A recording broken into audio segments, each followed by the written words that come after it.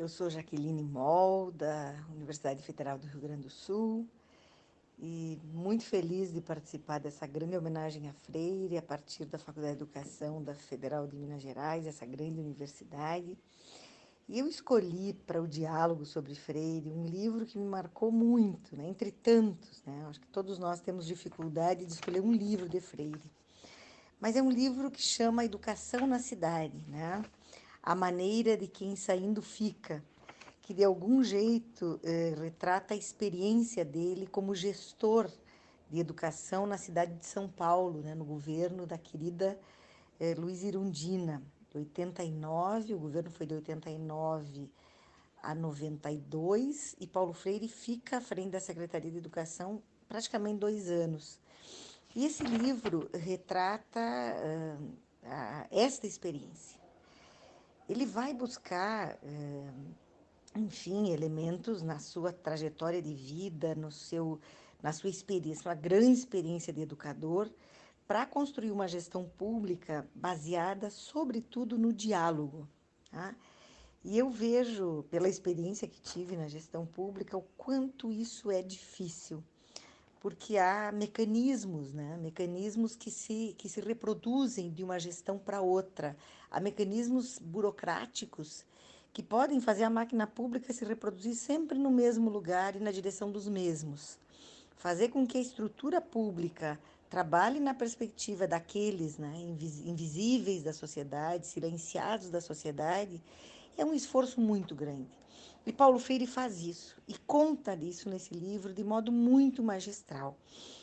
Eu quero iniciar com uma passagem, né? São muitas as passagens que poderiam ser lidas, mas ele diz assim, eu acho que fala muito com o nosso momento presente.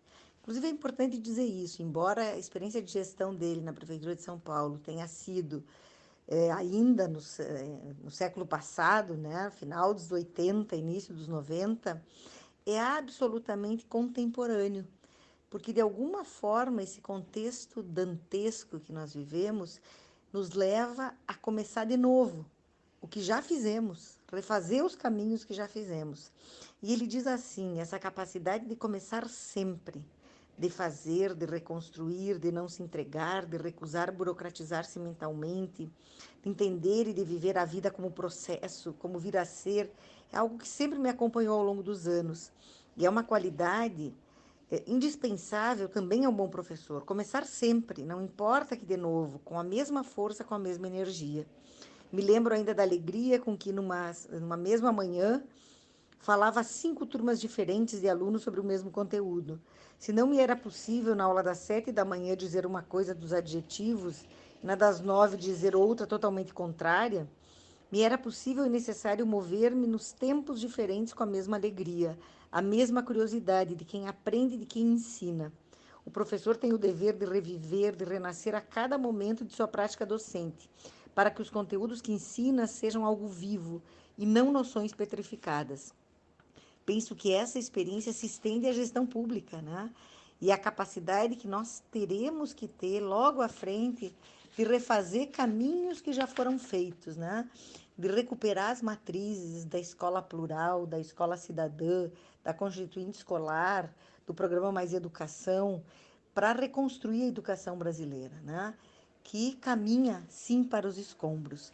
Nesse livro tão interessante que eu trago para vocês, ele vai historiar, enfim, a experiência na Prefeitura de São Paulo, e parte, inclusive, daquilo que foi publicado, né, corajosamente publicado no Diário Oficial de São Paulo, já nos primeiros dias da sua gestão. Lá no final do primeiro mês, já aparece uma grande carta, que eu diria uma carta de intenções aos que fazem a educação conosco em São Paulo, definindo os eixos diretores da proposta da educação pública popular.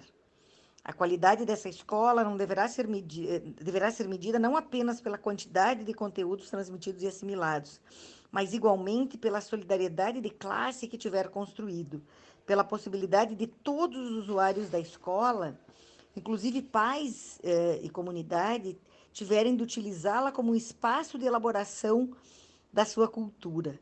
Isso está posto lá no Diário Oficial, né? e absolutamente, absolutamente relacionado àquilo que a gente fez no âmbito do Mais Educação, dos pontos de cultura, quer dizer, como nós estamos atravessados de Paulo Freire. Não devemos chamar o povo à escola para receber instruções, postulados, receitas, ameaças, repreensões, punições, mas para participar coletivamente da construção de um saber que vai além da pura experiência feito, que leve em conta as necessidades e os torne sujeitos de luta, possibilitando-lhes transformar-se em sujeitos da sua própria história. Isso me remete ao prefácio da Pedagogia do Oprimido, historicizar-se, biografar-se, existenciar-se, nas palavras do Hernani Maria Fiore, para definir a experiência de Freire e a proposição de Freire. A escola deve ser também um centro irradiador de cultura popular, à disposição da comunidade, não para consumi-la, mas para recriá-la. A escola é também um espaço de organização política das classes populares. A escola, como espaço de ensino-aprendizagem, será então um centro de debates de ideias, soluções, reflexões, onde a organização popular vai sistematizando a sua própria existência. O filho do trabalhador deve encontrar nessa escola os meios de autoemancipação intelectual, independentemente dos valores da classe dominante. A escola não é só um espaço físico, é um clima de trabalho, uma postura, um modo de ser. Então, é um livro que traz esta experiência. São várias entrevistas que ele concede a várias revistas, inclusive ao Ministério da Educação de Portugal. Tem aqui uma interlocução com Gadotti, que é quem são dois organizadores, né? Gadotti e Carlos Alberto Torres, e tem notas do Vicente Schell. É um livro que vale muito a pena ler. Como sempre, Paulo Freire traz sua vida, suas experiências, inclusive a reconstrução da sua vida amorosa no casamento com Nita, né? A experiência com Elsa, e o seu compromisso profundamente humano de refazer a escola não a partir das métricas que estão aí, de alguma forma, intoxicando os sistemas educacionais, mas a partir da construção das pessoas, das possibilidades que se cria para que as pessoas possam viver de outro jeito, né? Inclusive, ele vai abordar a questão de que nós não precisamos ter raiva dos outros, né? Não precisamos ter raça, nós não podemos levar as classes populares a terem raiva das classes dominantes. Nós temos que construir a consciência em relação ao modo como vivemos em sociedade.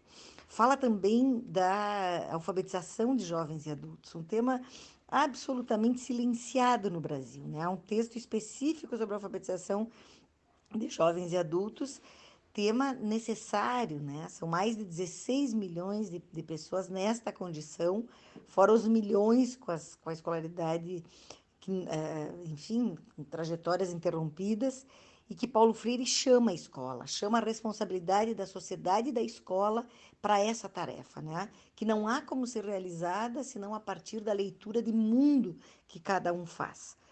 É isso, é fascinante, né? É uma leitura que merece ser feita. Lá no final do epílogo, Paulo Freire diz assim: sou leal ao sonho. Minha ação tem sido coerente com ele. Exigente com a ética, considero que ela tem a ver com a coerência com que se vive no mundo. Coerência entre o que se diz e o que se faz.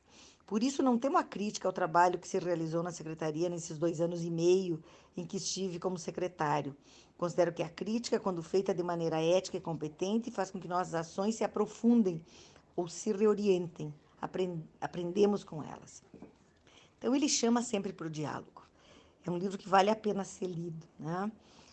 E é o livro que eu tenho, né, a alegria de ter o autógrafo de Paulo Freire, né? Quando em 94 ele vem ganhar algum dos prêmios que ganhou aqui em Porto Alegre, e tivemos, nessa época eu era estudante de doutorado, orientanda do grande Newton Fischer, e tive a oportunidade de estar com ele, né? Estivemos uma tarde inteira num diálogo de vários orientandos, do Fernando Becker, do Balduino Andreola, de outros professores do programa, em diálogo com ele. Um beijo.